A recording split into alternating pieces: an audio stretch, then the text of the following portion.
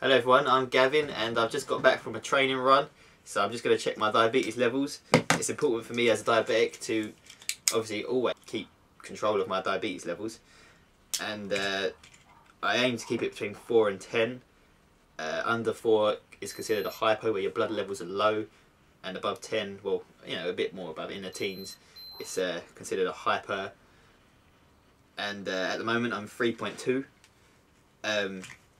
Which is obviously I'm low, so I'm struggling to think a little bit here, but this means I need sugar, I need energy back in my system. I've been burning energy away.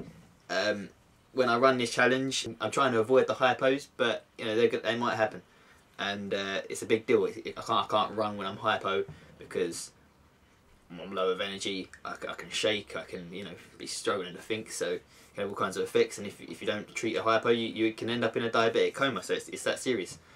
And to deal with this, I have a plan. When I'm running every hour, I aim to take on my weight in kilograms into grams of carbs. So, for instance, I weigh about 66 kilograms, so I'm quite light.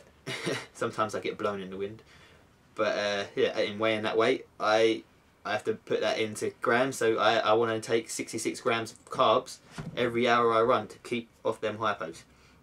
Unfortunately, I haven't really taken that method in today, so I've had a bit of a low here, but I was just doing some hill training. That's why when I do run, I burn my fat. I burn, because I'm doing long distance, I'm keeping a constant pace. I'm burning away my fat, which, you know, for some girls might sound a good idea. Go for a marathon run if you want to lose weight. It's just going at a constant pace. That lowers blood levels, which is why I have to, you know, weigh that out, how much insulin I need each day, how much carbs I need to take each hour. And you know, if you're doing any other endurances, like putting in a sprint or something, for instance, like football, you're competing in that kind of endurance, that can have the opposite effect on your diabetes levels, and your blood levels raise. This is temporarily because of the adrenaline in your body. It actually causes you effects where you're burning glucose instead of your fat, and or as well as your fat.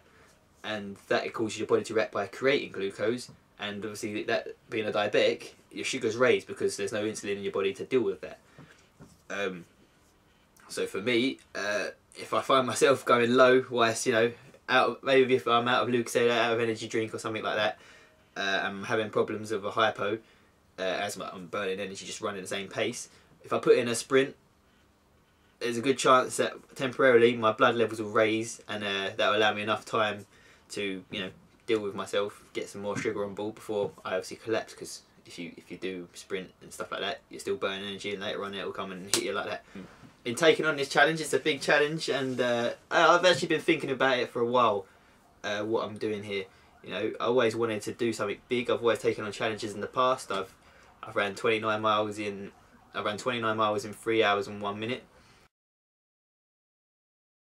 That was for my diabetes charity when I was just turned 17.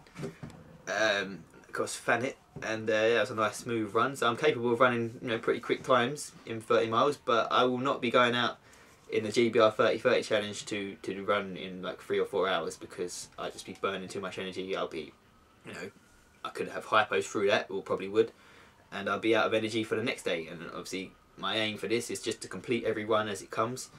And I want to be running between 5 and 8 hours, I think, really, just to save that energy. So the next day, I'm as fresh as I can be. I can run another 30 miles, and then obviously I've got to do this for 30 days for an entire month. Not to mention the bad weather in Scotland and England and the UK in general. Also do a bit of Wales there. I ran the Isle of Wight. That was 70 miles, which was a big challenge. In 2009 I went out to complete. I was still 17. I only managed 50 miles in the 2 days, which I felt really disappointed personally. I suffered ankle ligament damage, well, actually a torn ankle ligaments in both ankles a couple of weeks prior to the event, which I've never had an injury in my life before that, and yeah, that was a real setback. I still attempted the Isle of Wight in 2009, but also I had a bad hypo. I hit the floor. I was in a lot of pain, and I ran out of time really. So I had that disappointment. I come back in 2010 and I ran well, I ran the Isle of Wight. I completed it.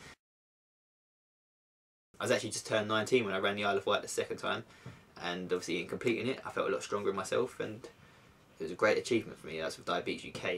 I had a year out of ultra marathon running, as we call it, in 2011, and I also moved away to Broadstairs with my family, and they needed my support, I felt, so you know, that was my priority.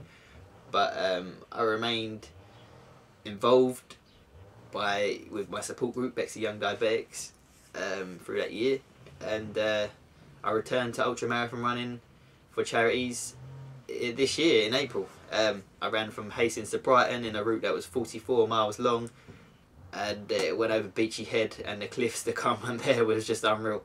And I'm going to be training there this weekend with some weights, so it's going to be challenging. It was a 44-mile run. I come down really unwell on the day. I just had this like stomach bug, and I was throwing up and all sorts. It was horrible. And I got to the end. I think it's the most challenging challenge I've taken on to date, really, because it was all in one day. And yeah, I just remember just feeling battered for so long. But I come through it, you know. That's the one thing I've got in me. I've got endurance, and I'll come through things.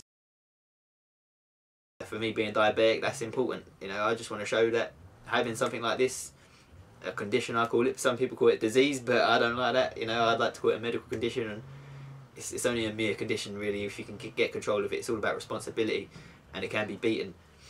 And you know, that's what I hope to prove by running this. That, you know, you can beat your diabetes, really. You know, there might not be a cure, but it can't stop you from achieving in your life. And I even finished Hastings and Brighton with a sprint.